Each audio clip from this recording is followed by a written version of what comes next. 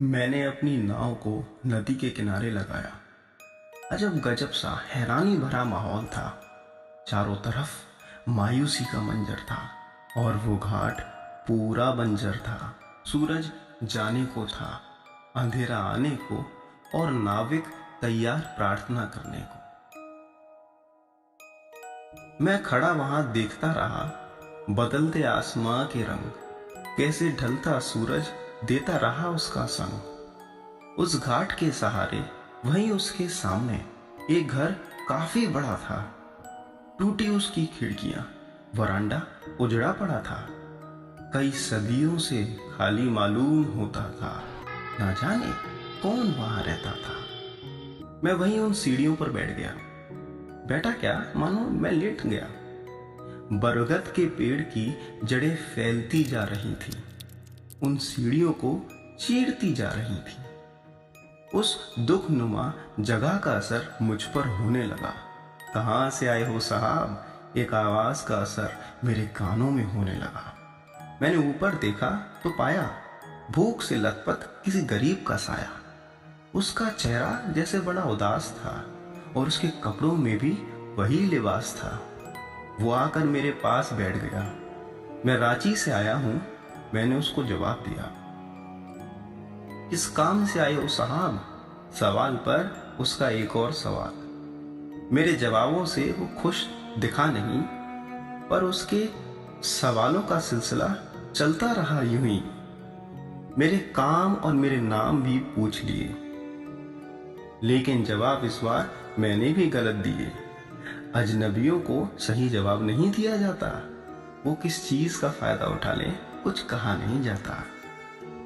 अपना नाम मैंने गलत बता के बड़ा खुश था मैं उसे बहला के। सवाल पर एक और सवाल, कहाँ रुक रहे हो जनाब? मैंने कहा यहाँ। वहां सामने उस टूटे घर को उसने देखा और पूछा, वहां? उसके चेहरे का रंग बदल गया और वो थोड़ा सहम गया। अब नाविक भी लौट चले थे, अंधेरा भी फैल चुका था। सामने खड़ा वो घर अंधेरे में और डरा रहा था। और रात भी अब परवाह पर निकल पड़ी। उस घाट पर बस हम दोनों और कोई नहीं। उस आदमी ने मुझसे कहा, मैं एक कहानी सुनाता हूँ। 15 साल पहले क्या हुआ था वहां बतलाता हूँ। 10 साल पहले की बात है अड़ी, जब मेरी इस जगह पर पहली बार नजर पड़ी। ये जो सामने घर है, इस घर में भूषण शाह रहा करता था। वो जितना ज्यादा पढ़ा लिखा व्यक्ति था, उतना ही उसकी पत्नी भी थी। उनका रहन सहन बहुत ही ऊंचा था और उसकी पत्नी को अपने गहनों से प्यार बहुत ही सच्चा था। उसके गहने इतने खूबसूरत और शानदार थे कि सब लोग उन्हें देखकर हैरान रह जाते थे। भूषण शाह बहुत ही होनहार और सच्चा इंसान था और यही उसकी सबसे बड़ी कमी थी। वो अपनी पत्नी मानी को समय न देकर उसकी जरूरतें पूरी करता। वो गहने जो उसे बिना मांगे मिल जाते, वो कपड़े जो उसे बिना पूछे मिल जाते, ये सब चीज उन दोनों के बीच में दरार बन गई। और जैसे जैसे समय बीतता गया, मानी को सबसे ज्यादा अपने गहनों से प्यार हो गया। घर पर अब वो अकेली रहने लगी। भूषण काम में बिजी रहा और वो गहनों में खोई रही। न बात करने को कोई, न साथ देने को कोई। कहानी आगे बढ़ती गई और मैं ध्यान से सुनता गया। फिर अचानक भूषण शाह का बिजनेस फ्लॉप होने लगा और वो नुकसान में जाने लगा। उसे लगा कि वो पैसे उधार ले ले कहीं से, तो उसने अपनी पत्नी के गहरे गिरवी रखने की सोची। चल पड़ा अपनी पत्नी के पास, लगा के पूरी वो आस।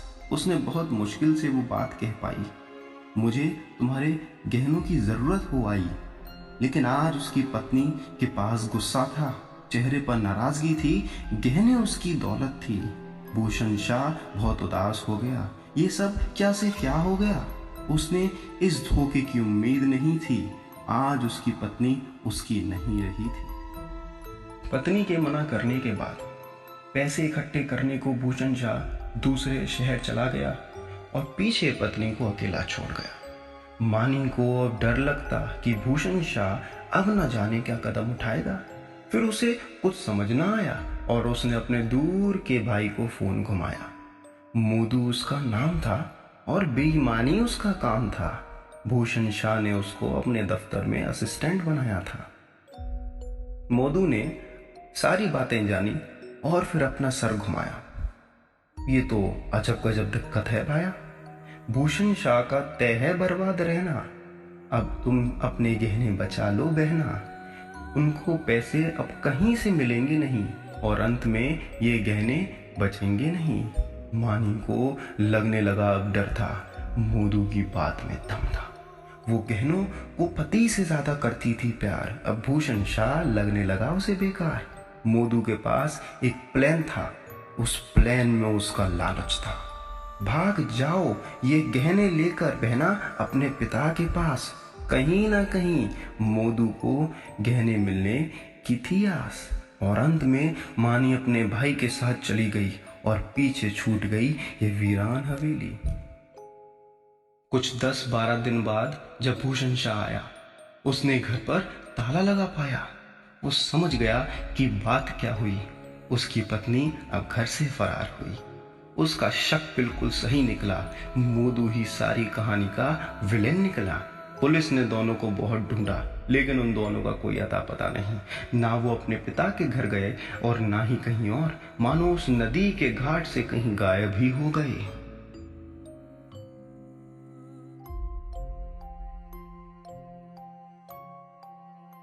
कई शामें बीत गई, लेकिन मानी का कुछ पता नहीं चला। आज कृष्ण जन्म महोत्सव है और भूषण शाह अपने रूम में बैठा हुआ है। बाहर अंधेरा बढ़ रहा है और अंदर उसकी बेचैनी। उसने रूम में नजर घुमाई और वहां चारों तरफ मानी का सजाया हुआ कमरा वैसे का वैसा ही पड़ा हुआ था। उसके सजने संवरने का सामान, दीवार पर लगाई उसकी तस्वीरें और हर एक सामान बिल्कुल वैसा ही जैसा उसने रखा था।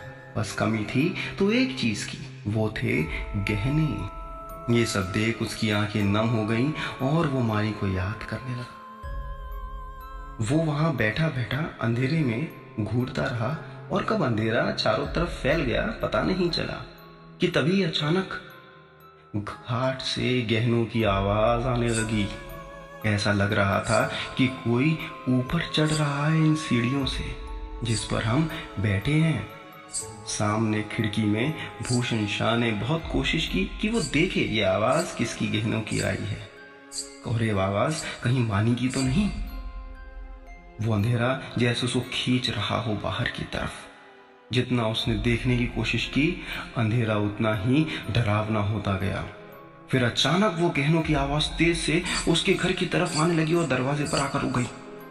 वो दरवाजा बाहर से बंद था और अचानक उस दरवाजे पर जोर जोर से गहने वाले हाथ पड़ने लगे, जैसे मानो कोई चीख रहा हो दरवाजा खोलने को।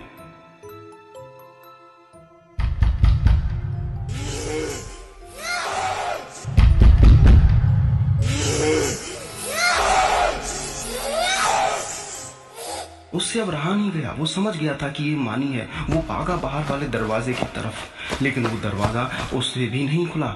बाहर से गहनों की आवाज और अंदर से उसकी आवाज।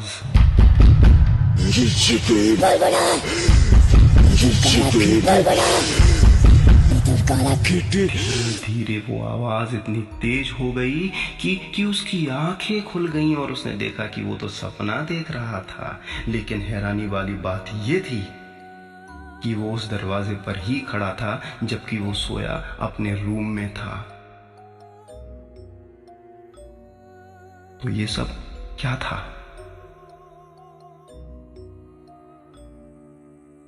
भले ही वो सब कुछ एक सपना था, लेकिन उसको ये सब सच लग रहा था। आज की रात उसने फिर से वही सब किया, लेकिन आज उसने बाहर वाला दरवाजा खोल रखा था।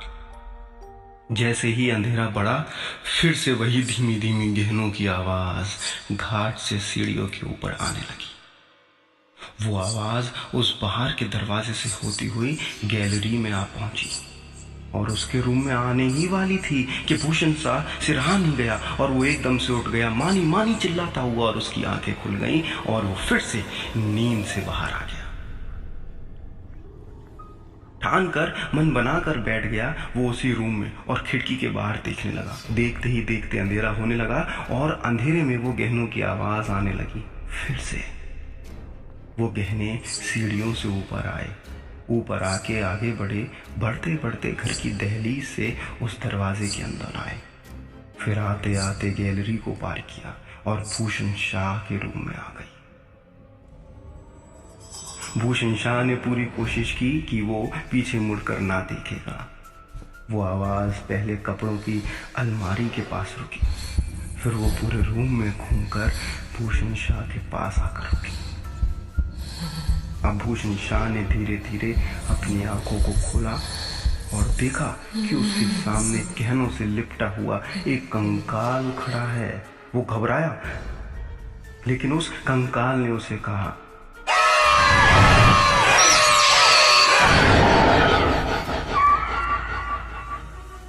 और भूषण शाह उसके साथ साथ चलने लगा। चलते चलते वो दोनों इस नदी के घाट तक आ गए, इसी घाट पर जिस पर हम बैठे हैं। घाट पर आकर कंकाल पानी में उतर गया और भूषण शाह ने जैसे ही पानी को छुआ उसकी आंखें खुल गईं और वो नींद से बाहर आ गया। बाहर आते ही उसने देखा कि वो कंकाल जा चुका था, लेकिन अचानक से भूषण शाह का पैर फिसला और वो इस नदी में हमारे सामने डूबकर, जिस जगह हम बैठे हैं इसी जगह पर डूबकर मर गया। और इस तरह उस इंसान ने अपनी कहानी खत्म की। मैं बहुत देर तक बैठा रहा और मेरी सोच में हैरानी भरी। सवाल पर एक और सवाल, ऐसी लगी कहानी जनाब? मैंने उससे कहा, ये कहानी कैसे सच हो सकती? क्यों भाया, क्या हुआ? सच क्यों नहीं हो सकती? क्योंकि भूषण शाह तो मेरा नाम है। अच्छा, तो उसने पूछा, और आपकी पत्नी का क्या नाम है? नित्या कली।